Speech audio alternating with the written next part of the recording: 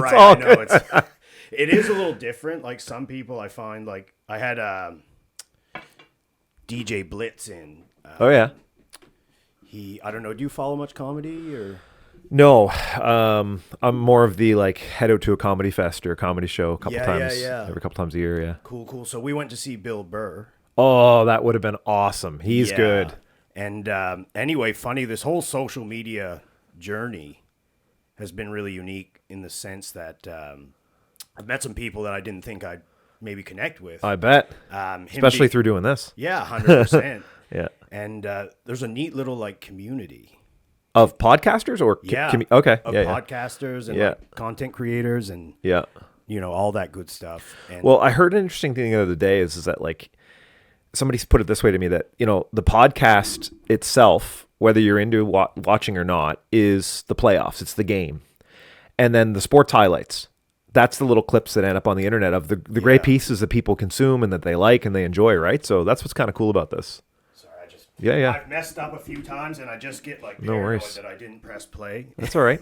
So those gonna last battery wise? Oh yeah, oh absolutely. Right on. Yeah, man, it's funny. Like, you get into it, and I'm a gear guy. Like whether it's running or I can see that by being in your place here. Right? A bit of a gear geek. Yeah. So I really wanted to go and because I have a photography background. That's kind of why I kind of know a little bit about how to set this up. Lighting and all that, yeah. Yeah, I kind of got into it with my wife, like, and I'm sure you've, come to that with, you guys got kids and, oh yeah, and the importance of like documenting and, because your memory only serves you so well. Yeah. And I just found we got into some situations where my wife would be like, "Oh, Chris, remember when we went to this hike and, we seen this and it was beautiful?" And I'd be like, "Oh, yeah." I got a memory of goldfish, right? Yeah, same here. I barely remember what I did yesterday. Yeah.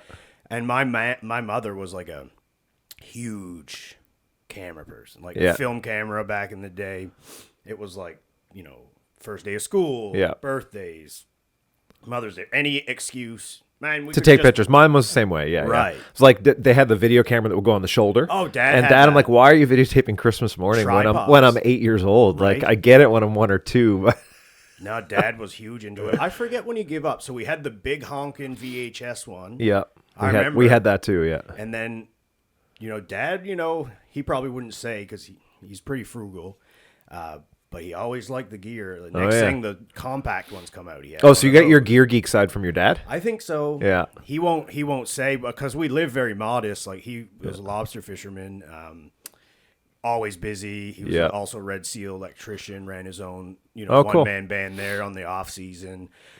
So he always had the tools he needed. He had. Yeah. And he had probably 2 or 3 of them, like, just in case. Like that was the thing. Like we'd go, his garage is like, I'd almost compare it to, not quite hoarder, but man, he's got pegboards of stuff still in the box. And I'm like, "Dad, why you got 3 of those?" He's like, "Oh, you never know." Oh yeah, that's the same way. And like, I got a Princess Auto on a good sale, Oh yeah. You might need it someday. Yeah, I hear that one all the time. And my dad gets stuff out of the garbage, fixes it up, and then he stores it. Unreal. And the funny thing was, he said a couple weeks ago, I was there, and I was like, "You got so much shit here." He said, "Yeah, someday this is all going to be yours." Right. I don't want it. What am I going to do with it? My stepmom was like, "Yeah, and we're going to get one of those big dumpsters and rent that for a week and just fill it." Yeah. I got a guy, hammer junk removal, if you need him. Oh, right on. Yeah. I think Dad's going to outlive me. So, yeah. How old's your father? He's 66, I think. Is it Ron? Yeah, Ron. Yeah. Yeah, my buddy, he used to be my old boss. I don't know if you'd know the name Rick Monroe. Oh, yeah. Yeah, he's like one of my good buddies. I worked with Unilever for 8.5 years. Okay. He was my boss. Is he related in any way to the Monroes that were like Monroe's TV in Sackville? Because our family have a long history with Monroes. You know what? I'm not sure. I know his father used to be like a worker at the Moyers Mill chocolate factory. Oh, yeah, we're going back now. Yeah, way back, way back. So anyway, funny, I had lunch with him. He loves burgers, so I always get him out every once in a while. And he's like my business dad. Yeah. Dad taught my father taught me the work ethic. Yeah. Basically, like out in the boat, you didn't get to quit. So that really made that, part of who I am. And then, he was always like the work hustle. Yep. And then, I never had any real white collar kind of business experience. Yeah. Until I got to the city, I did my BCom in St. Mary's in marketing. Okay. Yeah. So Rick was always like, that was one of the first jobs I got. Yeah. So he was a big influential part of my life, teaching me how to, be a businessman and run a portfolio. And he was like my father. I respected him for that same reason. It was like, this is how you do it. Yeah. Step 1, 2, 3. And you don't go outside. This is the way. And this is how you treat people. And I got a lot of that same work ethic from my dad, just driving. But the different thing was I felt Dad wasn't as self-aware about the strengths he had and his weaknesses and his strengths. And I guess I grew up being too self-aware and monitoring all of this stuff on myself and watching him. And I was like, okay, I see where his strengths and weaknesses are and trying to be aware of my own. And his was definitely hustle and just work. Just go. Yeah, right? Just never stop. And I don't know about your father. You say he's going to outlive you. But I also... Only because he's in really good shape for his age. Right. Well, that's good. Coincidentally, and I don't want to knock Dad, he worked hard, and he was always go, hustle. You put that wherever you feel. Yeah, no worries. I'm just trying to make sure it's not too close. No, probably closer is better than further away. Cool. So, right on. He just, fishing's not a kind job. No, it's rough. Pounding around in the boat. Yeah. And you only got so many days to do it. Yeah. So if it's nice out, you think. Where was he fishing from? We were down in Yarmouth County. I grew up in Argyle. Okay. So if you know anything about the South Shore, you get down just before Yarmouth, exit 31. Okay. That brings you in through Pubnico. And then there's an immediate right after you get off the highway, which is what they call the old highway. Yep. Kind of like the new and old bridge. Yeah. Well, that, once upon a time, exit 31 cuts off here, and the new highway keeps going straight through to Yarmouth. Yeah. Before you had to do a loop. It kind of goes like this. Yeah. So we used to be on the highway. Yeah. And that's where I grew up, 5 doors down from the wharf. So okay. It was very much ingrained in me real early, that fishing kind of community feel. Dock life. Yeah, exactly. Yeah. And that's where a lot of my work ethic comes from. But yeah, he's got, knees, needs new knees. Yeah. Hips. He fell in the boat, crushed his hip. Oh. And he's that generation. It's like, I ain't going to the doctor. Yeah. It'll heal. Yeah. And he made the comment to me. He's like, he's complaining. He had to go get his knee done. It's coming up soon. He's like, man, Chris, don't go getting old. I go, Dad, I don't want to offend you, but there's a difference between getting old and not taking care of yourself. There is. And I go, you didn't take care of yourself. He's like, I didn't need to. When I was younger, I was like, but the stuff you ignored is coming back to haunt you today, and you're having a hard time walking. It's a shame to see, because he was built like me when he was young. Yeah. And then, he had kids, and he kind of that was the excuse. There's so many people that'll either shut it off when the kids are born. I was guilty. I did that. Did you? I shut it off for about 2 years. We'll get into that in a sec. Yeah. You either shut it off there, or you end up shutting off all of your hobbies and activities and stuff when you retire. And you just kick back, and that's when a lot of the health problems start kicking in. What I've seen is that, it's either for me, it was when I first had kids. I went from 180 on average, 180 pounds. I went up to 215 pounds. Oh, wow. And I just got bloated and out of shape and watching too much TV. And a lot of it was stress, new dad kind of stress, right? I feel that. Yeah. And then that went on for 3 years. And then I can't remember what happened, but I just got my shit together and toned it in and just got right. One defining moment for you? No. I ended up I realized I needed to get back in shape. So I got in touch with Carlos Meza.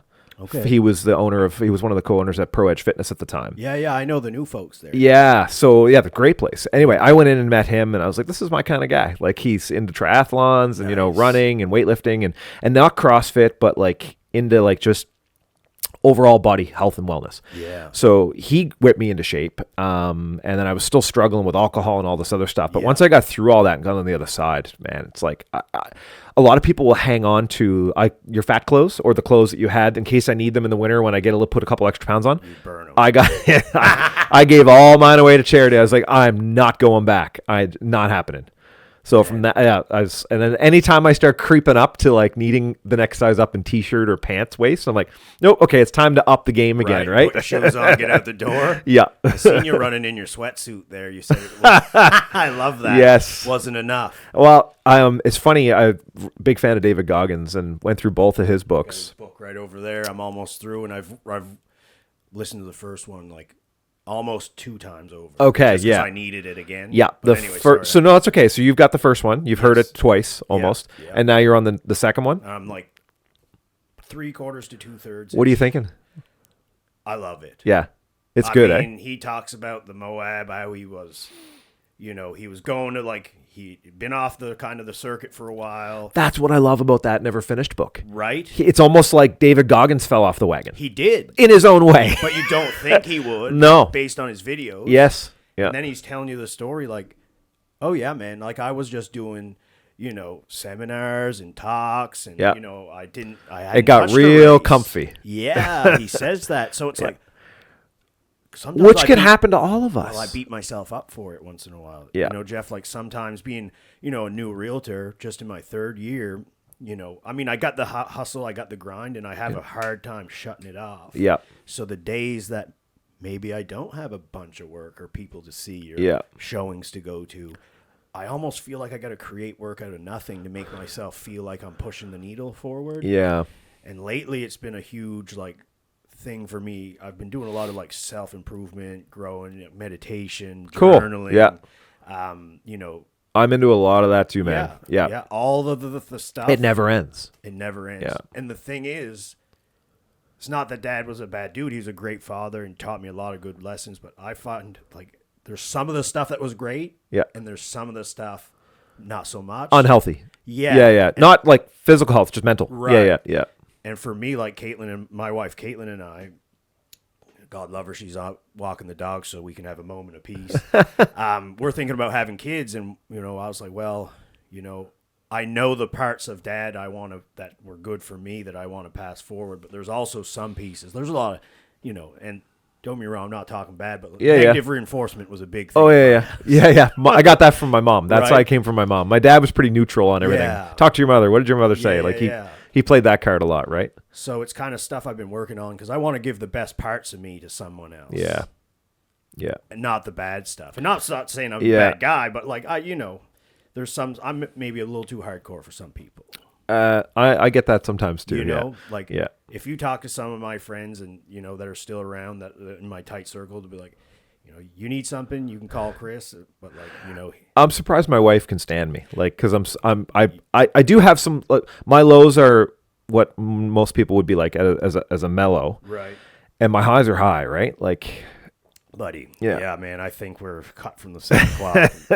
Wife and my wife should chat. It's the yin and yang, right? She is so neutral on so many things and just mellow and in tune with herself and her surroundings, and she's kind of my rock in those things because I can be a bit of a roller coaster, and I don't mean I don't get low depressed, but my highs can scare people away. Yeah, man. I mean, I feel it, and my wife is very much the same thing. And I mean, energetic wise is what I mean. So 100% or hustle, right? Yeah, absolutely. I'm a big believer in no white space on the calendar. Yeah, man. And if there is same here. So if there is white space, I put a block in. It's called my time. Yeah. And then in there, I'll start plugging in shit I got to get done around the yard or things I want to get done for the house or for the family. But it's time that I've allocated to knock off some stuff that's in my own checklist. Do you find that if you don't do that, it doesn't get done? Yeah. So for me, I'm huge. Some of my friends don't even understand. It's like, hey, do you want to go do this? It's like, cool, yeah, let's put it in the calendar. They're like, what do you mean? Yeah. I sent my friends calendar invites for mountain bike rides. And they're never accept them. No. And they're like, why did you do that? We all agree we're going Friday. Yeah, but if I don't put it in, I'll book something else and it ain't happening, right?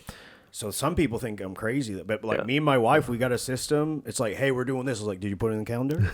She's like, yeah, it's in there. But my wife's got a memory that's like a rock, right? So she's like, you don't need to do that. I'll remember. And I'm like, yeah, but I won't. For me. But I won't. Yeah, exactly.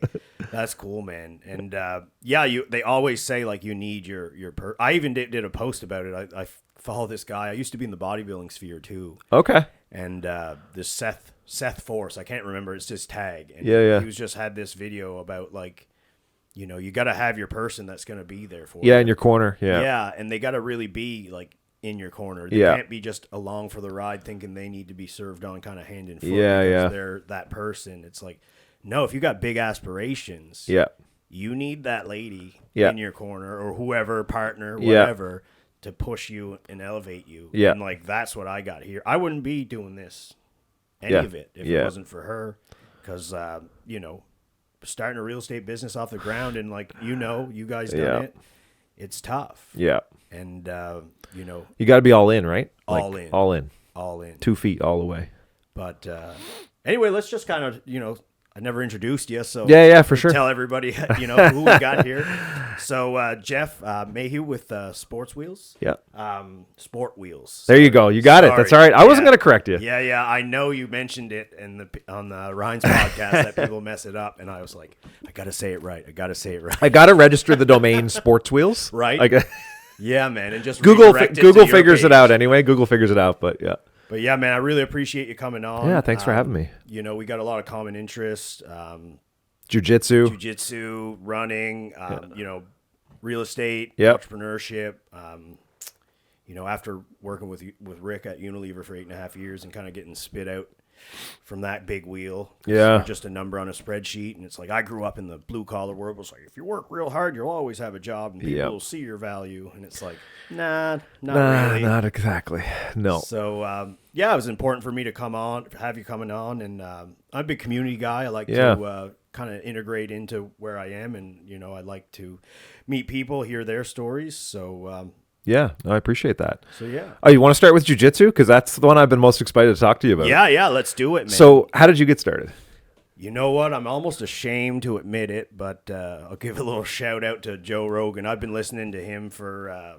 don't be ashamed of that, man. He's so neutral. Like, he flip-flops. Like, he's hard liberal on some things and hard Republican on the other. So I find he's okay to take in and just take it for what it is, right? Yeah. And I guess I didn't really mean it in that sense. Sorry. Like, I thought you meant... He brainwashed me. Oh, okay. Sorry. You know, because early on when I was into the bodybuilding. Right. I grew up in a little rural community. Yeah. The strongest guy was the coolest. Yes. So in high school, it was like we were working out at this little place called the Health Club. Yeah. It was just like a shack. It used to be an old technical store. Name. Yeah, right. Technical, like real original. And the guys back at home, like they built a lot of the squat racks. They were welders. They built a lot of it. So I started kind of in that sphere, and then I kind of come to university, continued. I did like powerlifting champion, bodybuilding, provincial champ. I got it all up there. Then I tore my quad, and I was listening to a lot of Rogan. And every time it never fails, like at least a few episodes. Oh, he brings it up. Yeah, he tries to push everyone on it, right? Yeah. Try jiu-jitsu, change your life, or it saved this guy's life, or it sounds so cliche. And then I was into the UFC a little bit, and after I tore my quad in 2015, I was like, okay, maybe this like powerlifting thing has to go back to more recreational, right? Lifting and. Maybe it's time for a change, and I kind of just one fall after my injury, I wasn't really doing anything. I kind of got in a bit of a rut. Yeah. I had a block in my head. Been there. Right? Yeah. I was like, I don't know if I can squat again. Yeah. Because I tore my quad squatting. And I was like, if I can't squat, I can't do the full power lifting. Right. It's a big part of it. Yeah. And I was really good, too. Yeah.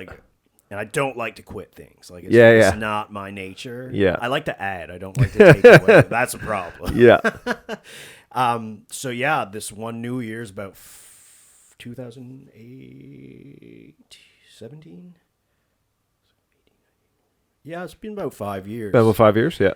So I jumped in. I started at another gym.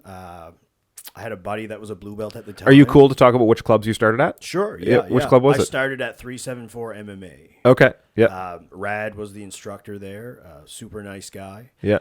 It was actually on the Bedford Highway. If you go down, it's like a Asian like meat market. Oh, yeah, used to be. Yeah. Well, that was where it originally was, and then they moved on Lady Hammond. Jake McKenzie's got a gym there now. Yep. It used to be an old...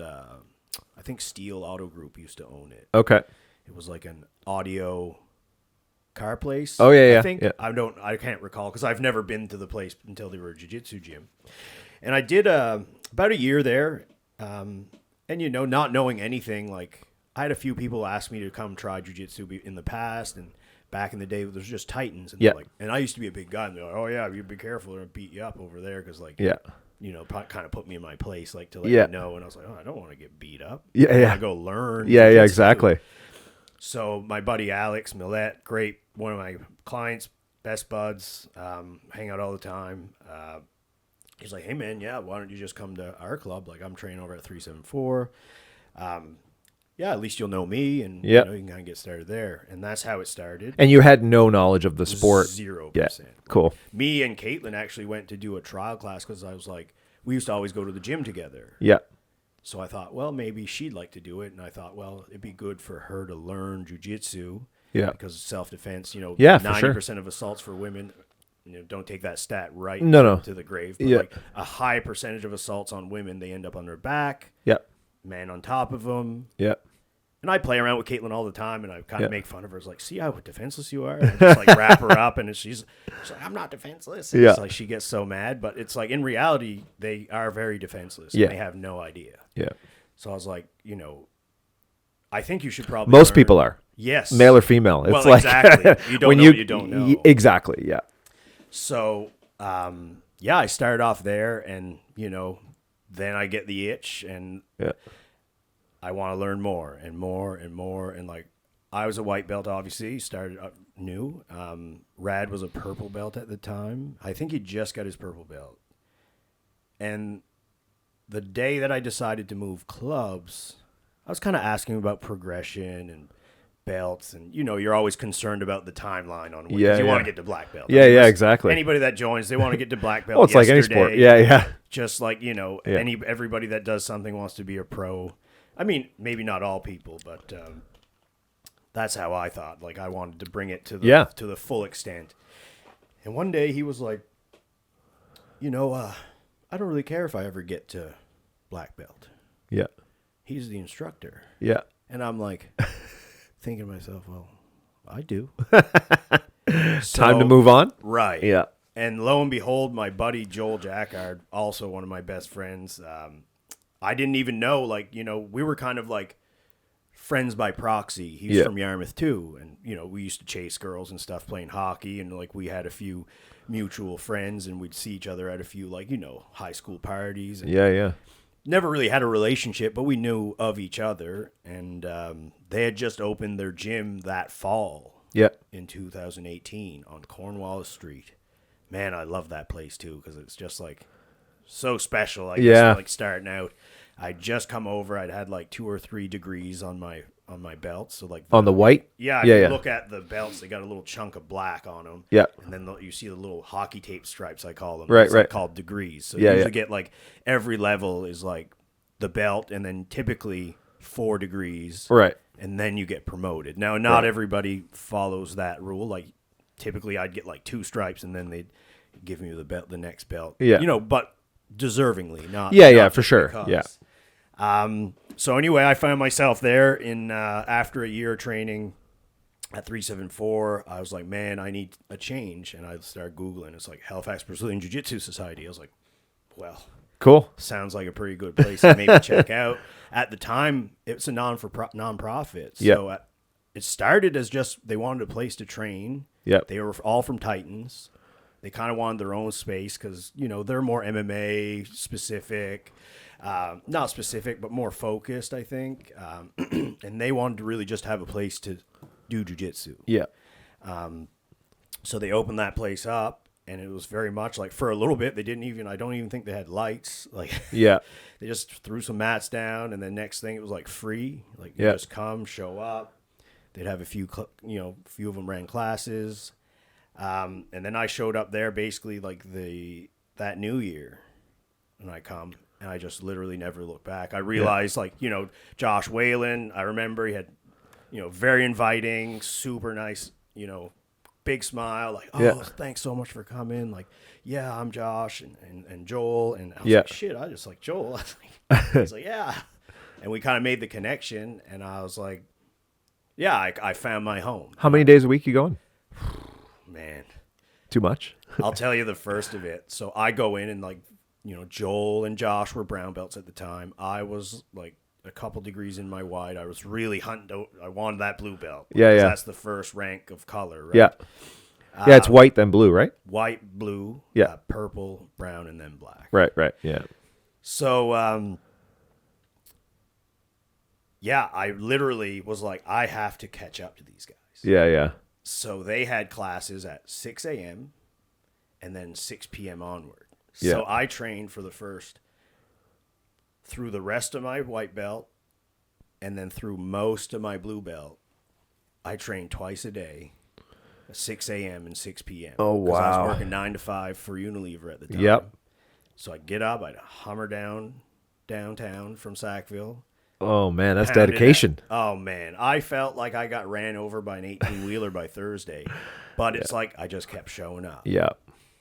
And I don't know, that might have been too much volume. And at the time, I was, a little bit, 5 years ago. Yeah. Younger. I'm going to be 35 the end of October. Yep. But, man. It was tough, and a lot of times you hear sometimes you're the hammer, sometimes you're the nail. Yeah. You're the nail for a long time. Oh, my God, yeah, absolutely. And that's why people quit. Yeah.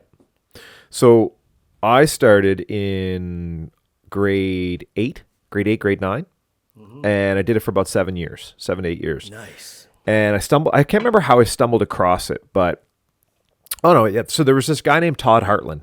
And he's Beaverbank, born and raised Beaverbank. He was, at the time, YouTube was just getting started, and he was into like doing some like these. He was a stunt guy, local stunt guy for film stuff. But he had this jiu-jitsu background, and he had this friend. And this friend was a purple belt in jiu-jitsu, in Brazilian jiu-jitsu, Gracie Brazilian jiu-jitsu. Yeah. And they were training out of a basement, out of Todd's house basement in Sackville. And I ended up meeting these guys through the dad's business and through something he did at our school and unrelated to the sport of jiu-jitsu. And I found out about jiu-jitsu and I started looking at it. I was like, this is kind of cool. Maybe I'll try it. So I was always looking for a self-defense. And I went out and just training. He got like, 20 by 15 spot in his basement of mats and just holes in the wall. Just very like, he converted his basement into a jiu-jitsu because there was nothing around. Yeah. Titans, I think, existed at this point, but that was it. And it was very much made out to be this intimidated room full of killers that were going to beat you up. Yeah, and I'll tell you my story about that too. So because I have a first Titans experience, and all power to him because it's a cool spot. But Peter and all them do a great. I mean, it's just you got to be in that. Yeah. So I'm training under Todd, and his friend is Shane Rice. Yeah. You know Shane. Clinch. Clinch. Yeah. So at the time, Shane was young, and he had lived in L.A. cleaning the mats at the Hickson Gracie studio and training under Hickson and living in Hickson's house. From what I remember from this. So he was working his way up, and he got his purple belt, and he had come back home. And Hickson? From Hickson. That's cool. Yeah, him and Hickson are tight. Like Joe talks about Hickson, like, all the time. Yeah, so I'm like, okay, so this guy's got like a direct connection to a Gracie. Who better to learn from? This is like secondhand Gracie Jiu-Jitsu directly from. So me, Shane, and Todd, and I had another friend or two that was training with us in this basement for like 3 or 4 years. And then probably 5 years. And then Shane went back to California to go get his black belt. Nice. So he went back to Hickson and stayed there for another couple of years. And Todd was kind of getting out of it, moving on to other stuff. And I was like, boys, where do I go? What do I do? And they were like, there's this other studio called Titans. You should check it out. Okay. And being a gear geek, I had the Gracie Jiu-Jitsu gi with the logo with Gracie Jiu-Jitsu on it. Right. And I showed up to Titans. At the time, it was Titans MMA or whatever. Yep. And it was in Dartmouth. It was Dartmouth. Yeah. And I had showed up and super welcoming. Peter Martell, he was also the manager, I think, for the Dome. The Palace. The Palace, that's what it was. I watched him wreck some kids in the Palace. Yes. Man. It was hilarious to see. They had no chance. So Todd said, Peter's club is good. He knows what he's doing. But his club is basically a training ground for bouncers. And he said, you're going to get squished. Right. And I said, okay, cool. He said, but I think you'll be able to, noodle. Weather the storm. Yeah, noodle your way out of every situation. So I have very poor offense in jiu-jitsu, but my defense is top notch. And I never got tested for a belt. I just kept training with these guys. The first time I showed up to Peter's club, I was all proud, showed up with my gi on, and I was like, all right, he's going to put me in with the kids or whatever. I was like, and he looks at the logo and he looks at me, he goes, who'd you train with? And I was like, Shane Rice. I said, but I'm still a white belt. I've never been tested. And he goes, you go over there with those guys. Oh, no. And I look over and it's just a bunch of meathead bouncers that are basically like using their forearm to crush your throat when you're still trying to learn yourself. And I just stopped progressing at that point because of it. So I did that for another year or two, and then I just packed it in. Moved on to mountain bike racing and motocross and a bunch of other stuff. Motocross. But, I have a little bit of history in that. I wasn't any good. Let's just put that on the record. Hey, man. But it was fun. Yeah. Yeah. I mean, that was one of the things, like, growing up, like, some of my friends had dirt bikes, and one of my buddies, Josh Karsten, I haven't talked to him in years, but we were really, really close when we were kids, and he always was he had a stepdad that was super into biking, and he was a Suzuki guy, and I went out to the track a few times, and I rode his around, and I was terrified, because two-stroke back then, everything was two-stroke, and then he got a I was like, holy moly, and like, my parents were just very, very, very... It's funny because my nanny will tell you my dad got into anything and everything, fishing, boats, everything, like, do whatever. And then when we come along, he was terrified to let us do anything. So, like, two wheels was like, I'm in the same situation, man. Like, I grew up with dirt bikes, and I want to put my kids on dirt bikes. Yeah. And my dad tried to put my daughter on a little dirt bike that I used to ride when I was 6. And I'm like terrified. But Dad, she can't do it. She's not ready. Dad, and I'm like, well, I shouldn't be that way. Like, because I did that, and there's no reason she can't do it, right? Like, I think, and Dad was just like, I know I did some crazy stuff. I don't want them to do it. Yeah. So he realizes looking back it was risky, but I don't have kids, Jeff, but I found through observation, and I mean, I could even attest to it myself. I mean, we weren't strict at home, but you know, if my friends could be out till 10, Dad'd be like 9:30. Yeah. Yeah. Be like, why? Be like, because I said. Yeah. So it was like, you know, I found the more restriction, the more I wanted to do the opposite of what he said. Yeah. I got that side from my mom. Right? Yeah. So I think it's important, that you kind of let, you know, as long as it's like in a safe atmosphere to a degree, controlled. Like, I think it's important to let people kind of figure it out on their own. Otherwise, if you keep them in too tight and you let them out in the world when they're going to university. Yeah. And I feel like I was sheltered quite a bit when I was younger. And then we had, when my sister was born, I had a lot more freedom. Right. I became the middle child then, and I got ignored. So overlooked. Overlooked. That's a better word, overlooked. And it was around that time when a couple years later I got into jiu-jitsu. And funny story about that. So probably 2 or 3 years into jiu-jitsu, not a lot of my friends knew I was into it. Didn't really have a clue what I was doing. And a buddy of mine got into it in probably grade 8 or 9. Got into it with, one of the biggest school bullies and, meathead guy. Starching? The two of them were getting at it, and there was a fight was about to break it out. So I jumped in to try to stop it. Anyway, it broke up. My buddy and I are walking away. The bully's kind of walking this way, and my buddy said something inappropriate to him. I don't remember what it was at the time. Yeah. And the big guy, we'll call him the football guy, the guy who's going to cripple my friend, starts charging at us as fast as he can. I didn't have much. I had a lot of defensive stuff. So I literally put my foot in his hip, and I grabbed like his shirt. You balloon swept him? And I don't know what it's called. I sat down, and I just kicked him.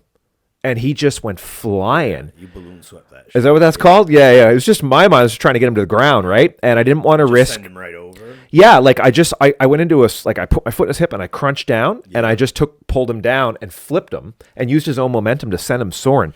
And I swear there was like 10 to 15 people that looked around. They're like, holy shit. Right? What was that? Yeah. Anyway, he got up and just left. Like the fight was over. Nobody swung fists or anything. It's humiliating enough. Yeah. And I was like, okay, I can see how this can come in handy without having to strike somebody. Yeah. All I was doing was trying to keep him from tackling us. Yeah, there's a young guy. I found out the hard way what the balloon sweep was, to be honest. And shout out to my buddy Justin Steele. Hopefully he sees this. But he's a black belt at our club. He's a young guy. I think he's like 23, 25, something like that. And I didn't know. I was like, young black belt. I'm a purple belt. Like, I'm a decent size, not tall-wise, but a decent-sized guy. I was like, let's do this.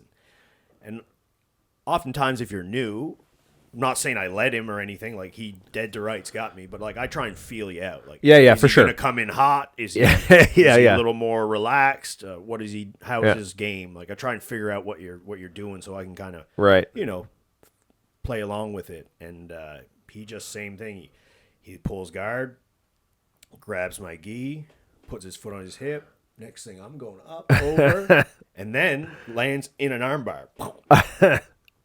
And that's why a lot of beginners start on their knees in that sport. I spent so much time starting from that position because takedowns can be dangerous, and that's when you can really hurt somebody, right? Yeah, and I mean, I don't think he's doing it to newbies, but he definitely was like, yeah, this is what you're going to be dealing with. Yeah. Like kind of like in a subtle kind of jiu-jitsu manner. That's awesome. And it was cool. But the balloon sweep. Okay. I believe if you Google it after we're done, like you'd be like, yeah, that's what I did. Yeah. It was reactionary, but it was like, it was already ingrained into me. This was the only I only knew 2 takedowns, and that was the one that I was the most comfortable in. And it just kicked in. I didn't even know what I was going to do until he was 2 seconds in front of me. And I just sat down and you only need 2 takedowns. Just make sure you're good at them. Yeah. Good double leg and a single or something. Yeah. Or a duck under and just bring him over. Yeah. But so you're into running too? Yeah, man. It's funny that you mentioned it. I was thinking about it the other day. And I was like, man, I was talking to my wife. I was like, I got to do more running, man. I was like, I listened to all Goggins stuff. Yeah. I'm a huge Cam Hanes fan because I'm a hunter too. Oh, yeah. I've listened to his books, and I've been listening to him and following him since he's been on Rogan. I watch all his Under Armour hunt sponsored videos, and I was like, man. And when I'm into something, I was like, I always flirted with the idea. I was like, oh, it'd be cool to push myself to that limit mentally to see if I could do an ultra. But then Caitlin's like, Chris, you haven't even ran more than like 15K, and I was like. That's the point. Yeah, exactly. And she's like, oh, okay. She's like, if that's what you want to do, I'm like, why do you feel like you got to push yourself that like that all the time? I was like, to see what the human body is capable of. 100%. That's what it's about for me. Yeah, like what else can I do? It's like, powerlifting. I set some pretty impressive stuff that I'm happy with. Like, powerlifting nationals in 214, like totaled 780 kg. Nice. I've kind of everything I've done. I've not maybe been the best, but I've achieved some pretty satisfactory levels. Have you done that ultra yet? Not yet. All right. So I signed up for the Mayhem with Peter and the Hares. All out trail racing. Yeah, I've seen you had a shirt. Yeah. Do you know Peter Smith? I do. Yeah. Great guys. guys. So when I started, him and Jason White. Yeah. So when I started to thinking about getting back into running, I was like, okay, I know I'm only getting out a little bit on my own. Yeah. I'm not pushing the pace because I'm a shitty runner to start with. I couldn't run very far. So I took a little while to build it back up because I ran a little bit when I was younger in university. We used to do Point Pleasant all the time, me and the boys. But, back then you could kind of just go out and do it. It was just like no big thing. And, no responsibilities. Yeah. And when I started getting back into running, coincidentally a little bit after jiu-jitsu, what prompted it, honestly, was I got to laugh. But my buddy Joel... you got a good buddy. He's always talking shit. Yeah. We're always at each other, making fun of each other. And that's kind of our love language. That's what it's all about, man. Yeah. And coming from a powerlifting background, when I started, like I'm 5'6", and I'm pretty heavy for now, even for 5'6", I'm 180 pounds. But I was 180 pounds out of high school playing hockey. Like, right. This is just me. Yeah. When I was powerlifting, at my highest point, I was like 230. So I was like a square. Yeah. So when I fell out of it a little bit, I lost a few pounds because you're not pushing the weight. I wasn't eating enough. Yeah. So naturally, I kind of went down to like 220, 215. And when I started jiu-jitsu, my cardio was a real problem. Yeah. Jiu-jitsu gets your heart rate up, right? Yeah. You start breathing heavy quick. And you don't understand. Like, you just want to hold on to people so tight and grab. And, I'm like, I'm strong. I'll just make these people do You try to muscle your way through it in the beginning. Everyone does, even if you weren't jacked, right? Exactly. Like, it's just, So, and I don't know if you know, but like there's in the jiu-jitsu world, they put out these like DVD instructionals. Oh, they used to years ago too. Yeah. Well, they still do it if you go on like BJJ Fanatics. Yeah. Bernardo Faria is out of Boston. He does all these, like you can go order, like if you want to learn from Gordon Ryan or, Marcelo Garcia or any of the top-notch guys, you go there and usually there's like a DVD cover, like a thumbnail. Yeah. And it's usually about like the system they're training, right? Or whatever you're going to be learning. And Joel used to call me rest roll because every time he'd look, I'd be sitting up on the mat, resting on the wall, resting. So he would always call me rest roll because I had no cardio, and I was like, it would drive me like inside. Yeah. Like I'd laugh, and everybody kind of ha ha, and it was like okay. I was like, you guys aren't gonna be laughing forever. So I was like, I got to get back to running. And that's kind of what fueled it all. Yeah. So yeah, and when I got out, you run a couple times a week now? Yeah, a couple times. Like I got in my calendar. I do. That's what I was going to say. With keeping. Yeah. And I do the hares, and then I got another buddy, my buddy Jordan Wrigley from. He's from the club. He signed up with the Mayhem for me. We've committed to each other to do at least outside of those 2 commitments, a run a week together, and then we want to start planning our first ultra. Right. For maybe next year. Cool. So yeah, I started off like I could barely get around the crescent. It's like roughly a kilometer. Yeah. And I was like, man. And what are you up to now? Like I'd done 15K. Awesome. Straight time. I did it with Ryan. Yep. We went. It's funny. I met Ryan in the airport. We're getting off on a tangent here.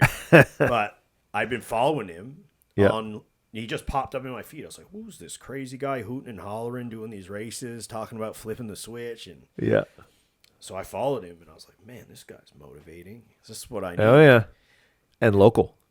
Yeah. That was cool too because I'm all about local. Anyway, my buddy Matt Brennan was like, he was short a guy. He's with Green Fiber Insulation. He's like the sales director. He had a conference or trade show in Toronto. Okay.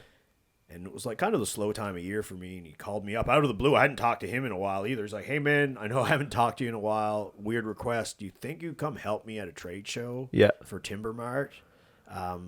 All my other guys are at another one. I need to go to this one. And I'd like to have like somebody to help. Yeah. So I was like, pfft. He's like, I'll pay for everything and we'll pay you like a stipend a day. I was like, well, I'll just go help you, man. I don't need any money. But anyway, he did, and I ran into him and Dan that does the Atlantic Construction podcast where Ryan and them film. Yeah.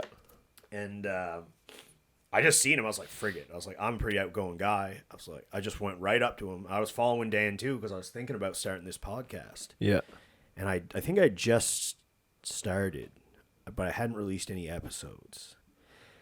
But anyway, I just went up. I was like, hey, man, don't know if this is weird, but I've been following you guys on social media for a while. And I just want to say, hey, I think you do some cool stuff. I think what you do is awesome. And I got a little podcast called the Halifax Network. Yeah. So if you ever want to check it out, like, look me up. And he's like, yeah, man. He's like, that's so cool. He's like, yeah, I do the editing for Dan. And I'm actually starting a podcast soon. I was like, yeah, I've been following your running videos. You're a crazy person. He's like, it's just like, wow, why don't you come on mine and I'll come on yours? Is that how you guys both got started? Yeah. You're each other's guest. Yeah. Yeah. That's awesome. I don't know if I was the first one. Anyway, funny enough, like he told me like the video or the episode that we did has like 600,000 views. It's just me and him and Cody. I'm just talking about like, I'm a pretty hardcore guy, so I kind of get into a little bit more about like this is much about you and your story, and there it was kind of about me. Yeah. So I just let it all out. Apparently, people liked it. It was awesome. Crazy. He's like, man, we gotta get you back in. I haven't had an episode like that. The cool thing about Ryan is that there are other people around like that, but Ryan's a real wholesome. I don't know the right word I'm looking for here, but what you see is what you get, right? Like he's a genuine person. Like he's genuine in, when somebody's super pumped about their first 5K or 6K, he loves it. He loves it, and when he's responding to them, he's not even thinking that he just did 50. He's not coming from that place. He's coming from arrogant. Yeah. He's a really wholesome dude. It's cool to see. Yeah, man. It's I was thinking about this the other day because the Bedford Run Club there, like I'm the old guy. Oh yeah. Yeah, they do look like a young crew. Yeah. Oh man, and like the Hares do a great job, and I'm not knocking the Bedford guys the Run Club guys are awesome. They're super nice. We have a nice social after. Oh yeah. Because we do it at the Garrison. That's kind of the stop point. But they don't have a sweeper, and they all run marathons, and they're all like I'm running a 5:28. That's the best I've ever done. Like I broke like 3 personal best records, like best mile. You'll always do better when you're running with people that are a little bit faster than you. That's how you up it, but right? They're running like just above the 4-minute pace. Yeah. I'm like hooking. But that's the group dynamic, right? Yeah. Like if you went out to this afternoon, you're like, okay, I'm going to run for an hour and a half. I'm not looking at the pace. I'm not looking at anything. I'm running for an hour and a half. And you set a turnaround point that's halfway through there, and you turn around and come home. And you go at whatever pace it is, whether it's a little bit of walk, run, whatever it takes. That slower, longer pace will increase your shorter speed distances. Big time. Absolutely. I see it all the time. So if you're if you're trying to increase your 10K speed or your 12K or your 5K speed, do some speed work. That's important, right? Get the heart rate up, go, max effort, the 4 to 5 heart rate zones or whatever it would be. But I personally find one of the biggest ways to improve your short distance speed is to do longer, slow runs. Yeah. Get that heart rate down and go for a long, slow run. That's why I like those trail runs. Yeah. And then when next time you go out, you're like, okay, I only got time for a 5K. I got to make it worthwhile. You are going to be a lightning rod because in your mind, you're like, it's only 5K. Right. I just did 15 2 days ago. This one's only 5. So that flips that switch in your mind to be able to do that. Yeah, flip that switch, baby. I didn't even realize I was saying, but yeah, it'll flip your mind around, and the fact that it's only a third of what I just did a couple days ago, so I should be able to go a lot faster. Yeah, man. And whether you're conscious of it or not, that's what your body's doing. It just carries you faster. 100%. Yeah. And it's funny you say that. Since I've reprioritized, it's only really been like I've been running. I joked to my wife it's like I'm not a runner. She's like, Chris, what are you talking about? It's like, you've been running all summer. I was like, yeah, but I only get out like once every other week. She's like, okay. Yeah. But I was like, I'll get mad at myself. Like once I built it up, because I could do 10s. I start off, 3, 5. I got a 7 loop here. And then I'll do like from here, down Beaverbank, down Glendale, down Cobequid, back to Sackville Drive to my house is like 13. Yeah. So I started looking at my Strava and I was like, I guess I do. Yeah, yeah. But you said I'm not a runner. That right there. But if I asked you, are you a purple belt or blue belt in jiu-jitsu? Yeah. Yeah. Right? Yeah. So it's that mindset, right? Like I'm big on putting when somebody asks me, how do I put this? On my Instagram, you got that little blurb at the top to say who you are, right? You can't write a bio there, but you can put a few things to tell people what you are. What you put in there is who you're going to become. And what you tell yourself is who you're going to become. Buddy. So I'm a runner. I'm an athlete. I'm an entrepreneur. I'm the chief Giving Forward director at Sportwheels for our Giving Forward program. So those are like my 4 things. I'm not a jiu-jitsu guy. I used to do jiu-jitsu, but that's not my thing. So I always try to identify as a runner. And the more you identify as that, the more frequently you'll probably do it. Yeah, and it's funny you mentioned that. I'm actually glad that you did, because you know what? When I vet my people and I go to look usually I do have questions. I had just made a mental. I just look at your profile. It's like, okay, what is this guy about? And yeah. I was like, oh, okay, yeah, this is. You scroll through a few photos and you see. Yeah, and I seen exactly what you just said. Yeah. In your bio. Yeah. And that can be changing all the time, right? Maybe nothing's forever. Exactly, right? So, but I find, there's a lot of books on this and how you identify, even as a father, as a partner, or as an athlete or an entrepreneur, whatever you identify as is what you become. So you have to tell yourself, an example is that, Goggins would say, I'm fat. You just got to identify, I'm fat. And as soon as you change that mindset to, no, I'm fixing this, I'm getting in shape, and you start telling yourself you're not fat, and you start making those changes, then things will change. Yeah, man. I've said this a few times, and anyway, I always thought this stuff was hokey, like manifestation. Yeah. And vision boards. Law of attraction. Right. Yeah. And it's I'll use this example. I'm also, not very good, but I enjoy hunting. It's always been in me, duck hunting, bird hunting. And every year I put in for my moose ticket. Yeah. And, it's 13,000 people apply. Yeah. And they only draw 345 tickets.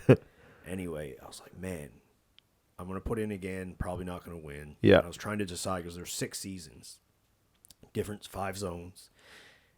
And of course, I went 5 years ago with a crew, and we got drawn. It was my buddy's father's tag.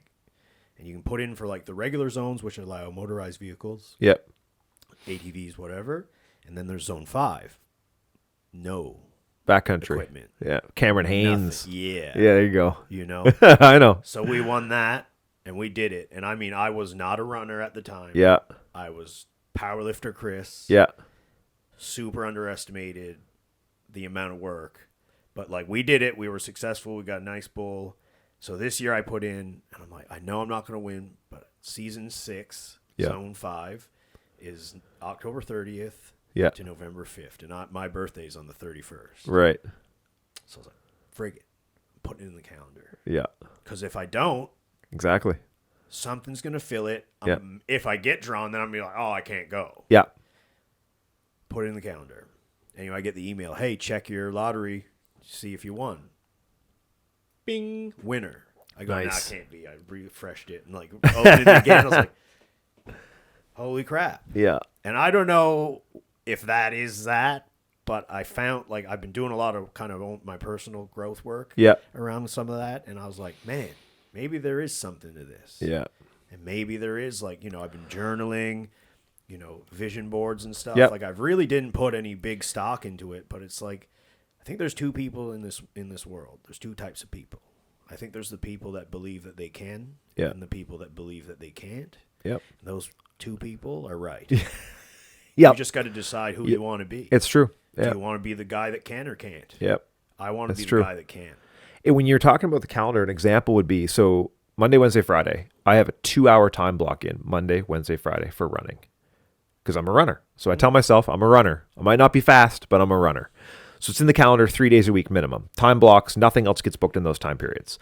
I put 2 hours because sometimes something will run short, and I got to get ready, have a shower. Maybe I'm going to drive somewhere to do the run in the woods. So I put a 2-hour time block in. That's a lot of time blocks. And then on Tuesdays and Thursdays, I have in an hour and a half for gym time. Good. That's the one I kick most of the time out of the way for work because I'm already consuming 6 hours a week potentially consuming 6 hours with running. Right. So if I'm going to kick anything, I didn't put in my profile that I'm a weightlifter, right? I'm a runner. But at the same point in time, I realize how important it is to hit the gym and cross-train. So I have those other time blocks in there as well.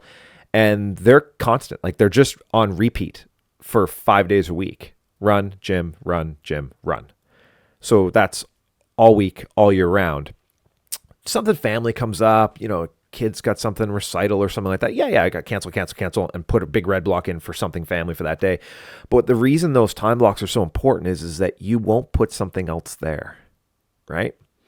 So, as horrible as it sounds, had you asked to do this podcast on one of those 3 days, you said no.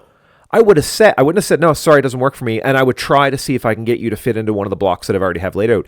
And of course, sometimes if you said, no, I only got this time. Well, it's a podcast. I should be there, right? I got to make it happen. So I would cancel it. But I'm always going to try to fit it into the blocks that I've already have laid out with the like-minded activities that are going on that day. That was something else I was going to talk to you about. Do you know what time blocking is? I mean, blocking time for what you want to do? Or? No, like-minded things. So an example would be you're doing this podcast today. Right. When do you normally do the editing? You know what? I try and block my editing time on the Mondays. Okay. I'll do a Monday. Typically, I also do some additional content for my short form stuff when I have time. So a lot of time I'll try and do some batch content. Right. And then I'll also try and do most of the editing that same day if I can. So there's a lot of research around switching tasks. Okay. And if you go from, let's say, on your Monday, you're doing your editing in the morning, and then you get a phone call about a real estate deal. Switching your mindset to switch to that real estate conversation, and then going back to editing, it completely sabotages what you're doing. Yeah. And if there is a way that you don't allow anything that isn't creative coming into the Monday that you're working on your creative side. And then you have a hard stop for that. Okay, I'm done at 3. I don't touch anything after 3 o'clock. Have go for a walk, go for a little short run, whatever it is, and then switch to, okay, now I'm back in real estate mode. Yeah. I'm not doing anything creative for the rest of the day. You lose a lot of your momentum when you're switching between those tasks. Yeah, you know what? I'm glad you mentioned it because I do have a flippy floppy We all do. The phone rings. It's like, oh, yeah, we all do. Chris is here. Yeah. So Wednesdays is my home office day, and that's when I'm supposed to be working on the business. Got it. So I really try to have the phone off or on mute, and I am head down on my computer working on things that I think are going to move the needle forward for the business or for the employees or whatever, so that I'm not engaging with anybody during that time frame, because that's where my mindset should be. And then when I flip that switch off, I'll go for a run and then go get my kids, right? Nice. And then now I'm with the kids for the afternoon. Then you're dad. But then I'm dad. But then Thursday morning when I come in, I'm like, okay, I'm here for you guys. What do you need? I'm trying to be there for the staff as much as I can. You still get the odd email and stuff that flows in, but Tuesdays and Thursdays are kind of I'm here for you days for my team to support them and whatever they need, whatever they have going on. So so they get those 2 to 3 days a week out of me. Then that allows me to really be head down on Wednesdays. And Wednesdays is move the needle forward on the business, work on the business, not in the business. I'm big on that. Man, you must be doing something right because, I've been shopping at your store since I've known where it is. I appreciate that. Especially since I've been in Sackville. And man, I'll tell you, there's not one day, like, I forget fella's name, but he had come from somewhere else, different job. They all love working there, man. I appreciate that. They all can't say enough. I talked to Jamie.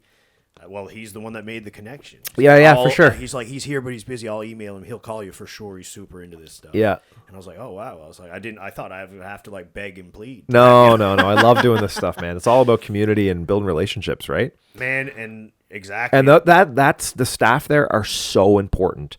One of the things that I realized when I bought the business from Dad, the year I bought it, like the following 2 years, it was tanking. And it was entirely because I wasn't fully aware of how he was the centrifuge, the center cog of everything. Centralized. Everything was centralized through him. Everything had to run through him. And I realized that I can't operate that way. I have to build a team. I have to build a core team of 4 or 5 behind-the-scenes managers that are doing things to run the business in a direction that I want to run it. I have to coach them. I have to be there to support them. I have to help them. And then you have to have your solid sales crew, service crew, that are passionate about the sport, so that when you come in to talk lacrosse, you got somebody who loves lacrosse or hockey or whatever it would be. But there's also behind the scenes crew of 3 or 4 managers that are running our e-com site, running our shipping and receiving, running our purchasing, supplier management, and general management of the business. So a lot of those faces you don't even get to see. But all of that is what allows me to work on the business. Dad was the sales guy. Dad was the accountant. Dad was the manager. Dad was the service guy. Like he did it all. That was kind of the generational thing. Yeah, and that's right. And he always joked. He was like, "Hopefully you can work smarter, not harder." And he always made that joke. And I'm like, "No, I want to do both. I want to work smart and I want to work hard." Right? Because so realizing that, like, that's the hinge point is that if everything had to run through him, and you can't scale that.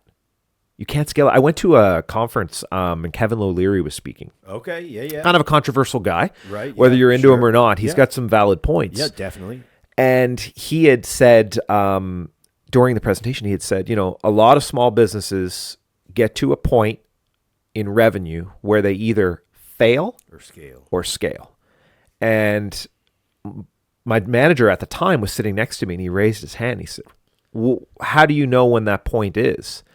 And he had thrown a number out, a sales number. I won't get into the numbers, but he threw a sales number out, and Kevin looked at me and he goes, "We're right there." And I was like, "Yep."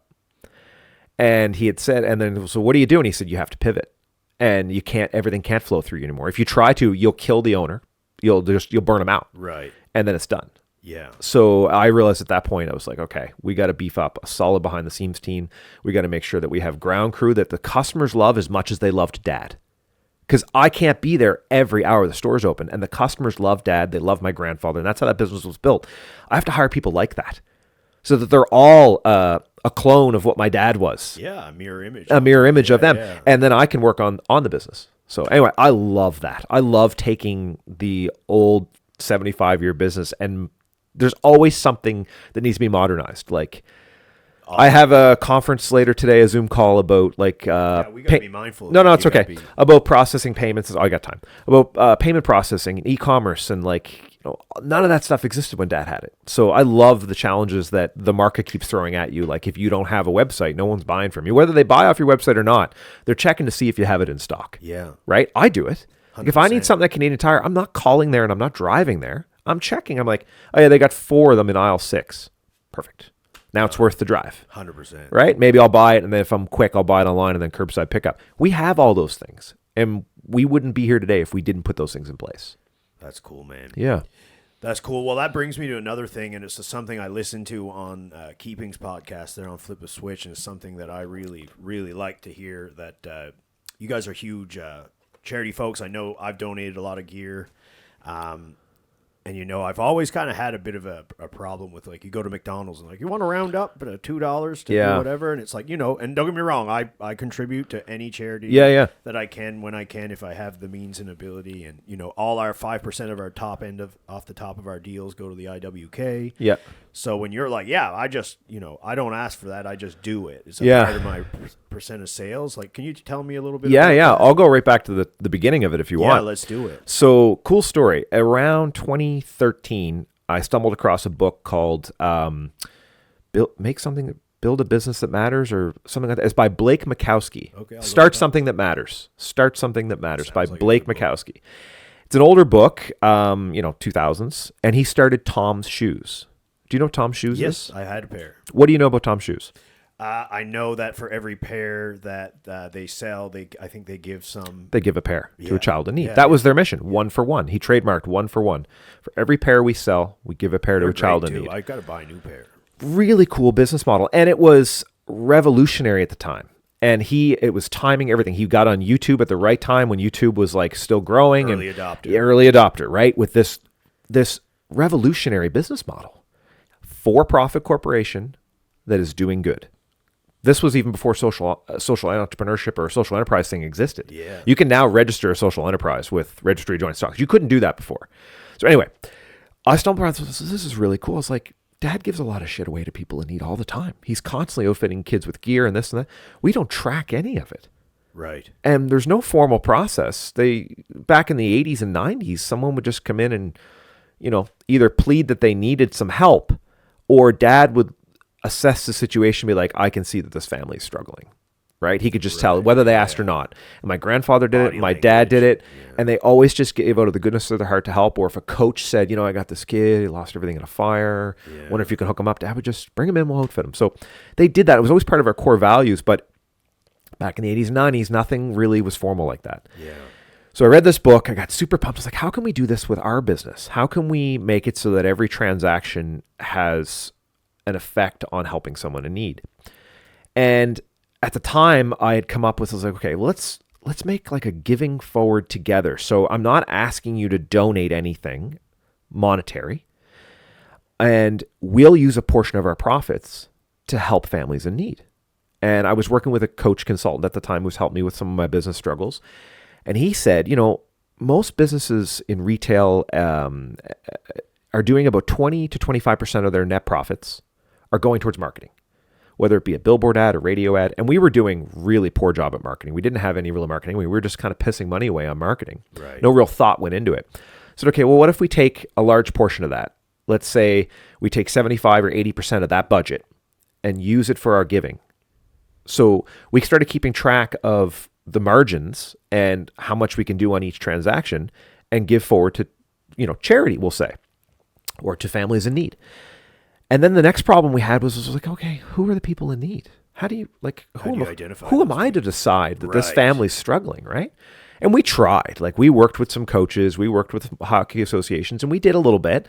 But I was like, I feel like some of this is not really like, they pull in an Alexis, and I'm like, I feel like I might have been misled on this, misled on that. But we're trying to do out of the goodness of our heart, and I don't know the truth behind a lot of these deals we were doing. And this went on for a couple months.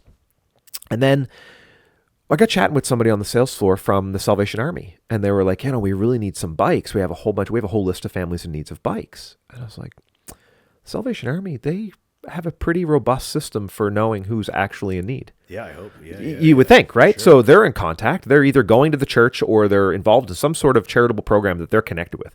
100%. It's like, let's rely on these guys. Let's use them as a partner, and let's do a bike drive and see if people will donate bikes. We'll fix those bikes up. We'll put parts and labor into them, and then we'll turn them over to the Salvation Army, who will then directly give them to families in need. Not resell them, directly give them to families in need. And that was the launch of it. The first program we did, I think it was 120 bikes. And I was like, okay, so we just helped 120 kids. Let's start the ticker there. Man. Let's start our counter. I bet you that felt awesome. It was awesome. And at that point, it was funny. I was Barry Braun, who owns Happy Community Project. Okay. Another cool thing you should look into. Yeah, I will. He was the coach who was kind of business coaching me a little bit at that time. And I was kind of complaining. I'm like, we do all this good, but there's no way to promote what we're doing and formalize it and tell people. And he looks at me, he goes, didn't you just give 120 bikes away last week? And I was like, yeah. And he goes, that's your ticker. And I was like, you're right. So that day I started an Excel sheet, and now we keep track of every single donation, every single name that way. So now we're at I haven't updated the website yet, but we're over 1,600 families that we've helped through this program. Wow. Since 2014. Since 2014. 2013, 2014, somewhere in there. Yeah. Wow. Have to check the Excel sheet to see the exact date. But yeah. So the way it works, you come into the store, I don't want a donation. Unless you want to drop off some gear to help a family out, we'll either resell the gear and use some of the funds to pay for registration for somebody, or the gear will go directly to a family in need or an association in need. But most of our giving comes from the purchases. So if you came in to buy a hockey stick, let's say that hockey sticks have really poor margin, but let's say I made $20 or $30 on a hockey stick. Well, maybe only $5 from that goes towards this program.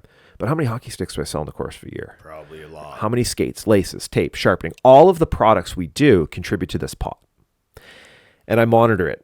And then that's what we use to help through the charities we work with. They nominate families in need, and we use the funding to help them. And it's very grassroots. They'll be like, I can't publicize the names, but to say, Sally Smith is going through this situation, and here's how long we've been working with this family. Here's the other resources we have in place to help them with food or with this. Right. We really want to put her in baseball.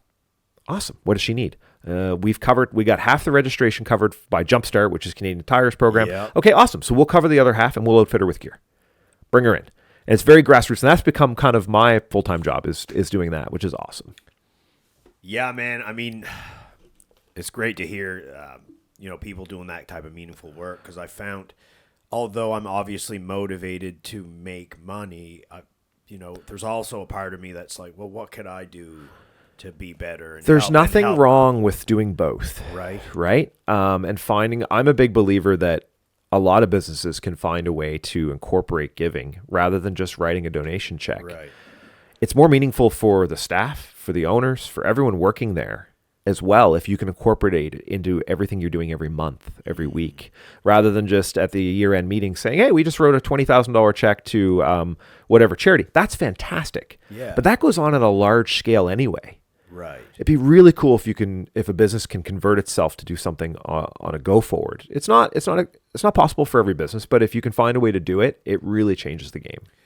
Absolutely. And I've also been trying to find a way to get a little bit more community integrated and help out in some facet. Because, if you need help and you call, I'm the guy. I'll go help. If I have the capacity and the bandwidth to do it, I'm happy to help. Whether you're a friend or a stranger or whatever. Yeah. So, I'm that's still a work in progress for me. Now, I don't know if they're, who knows if you can kind of tag in with some people and do some joint stuff or whatever. But I'm always looking to try and help. One of the things I realized too is I'm not a religious guy. I have no real religious background. I wouldn't say I'm an atheist. I'm just neutral on all of it. Yeah, I think we're the same. But the Salvation Army, I was really reluctant to get involved at first because I didn't want anyone to associate the business with a church, or any religion. Right. Those guys are amazing. They have never once mentioned it or tried to even invite us to anything that they thought might be denominational and trying to pull us into nothing. I was like, okay, this is awesome. This is the best type of partnership because they are the boots on the ground.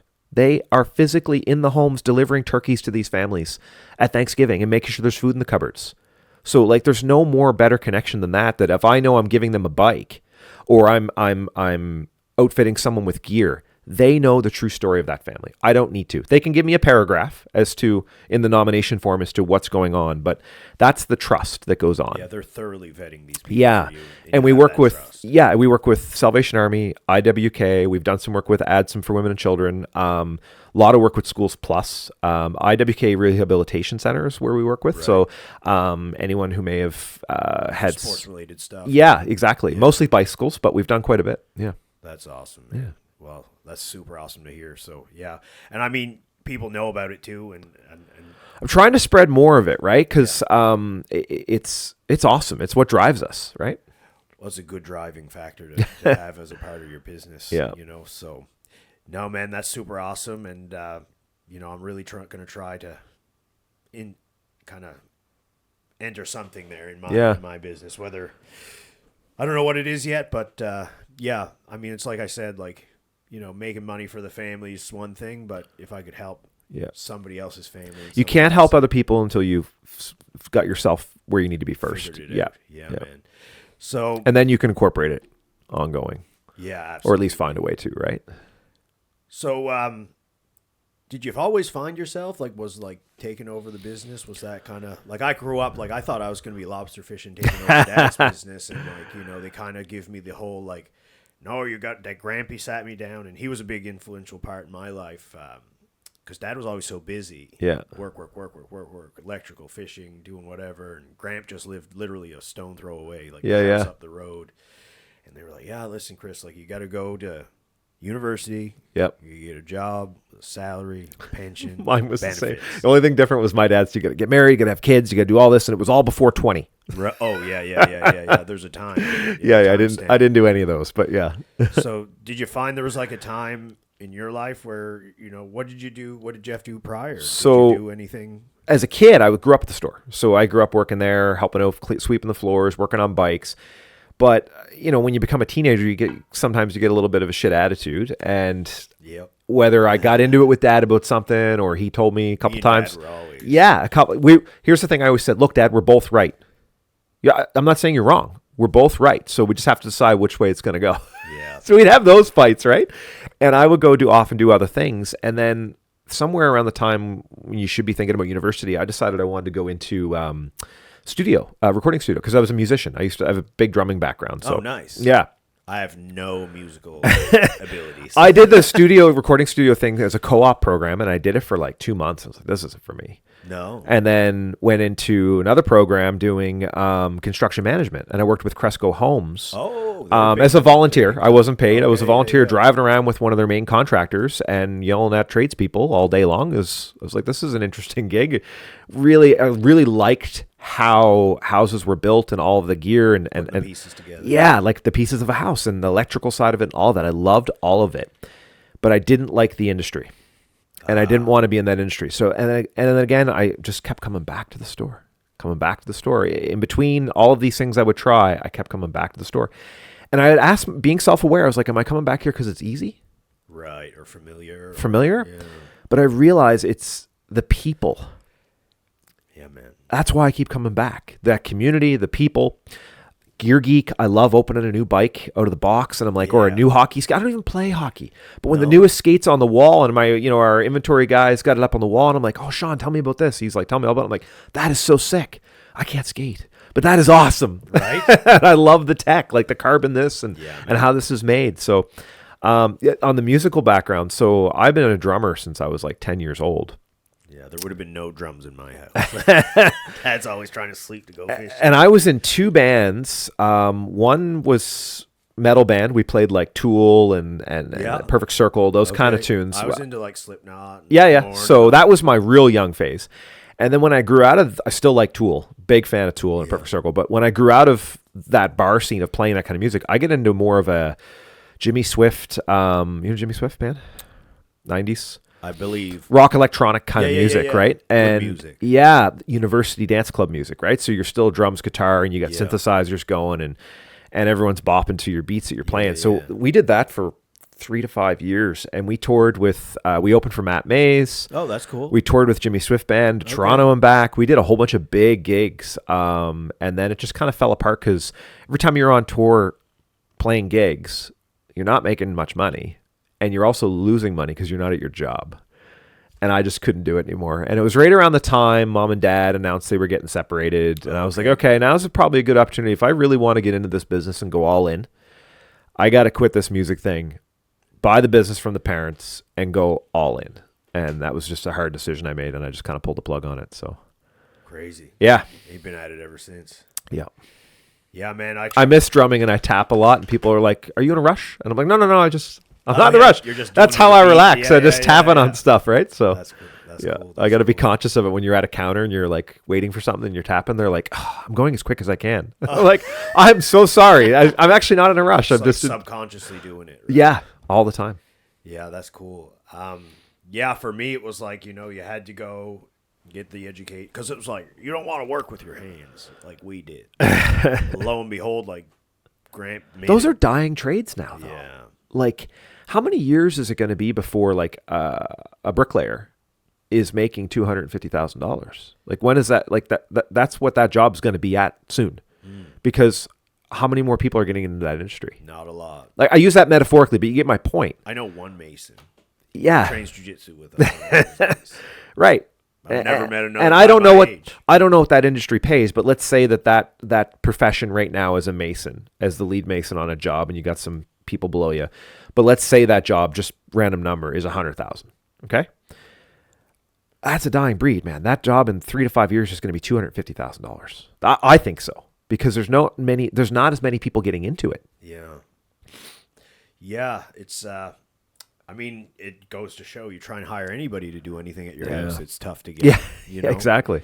You know, I was always attracted because I like the hard work and like, you know, like I was telling you about the Moose ticket, like, you know, and you were saying like work harder, not smarter.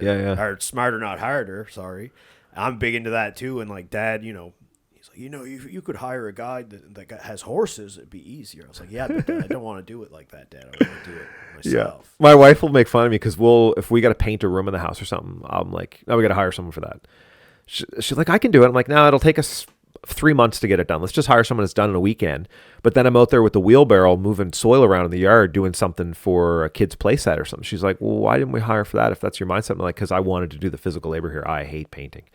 I redid my whole backyard. Yeah. So in 2020, I got the call from my director. He's a good buddy of mine, Mike Guindon.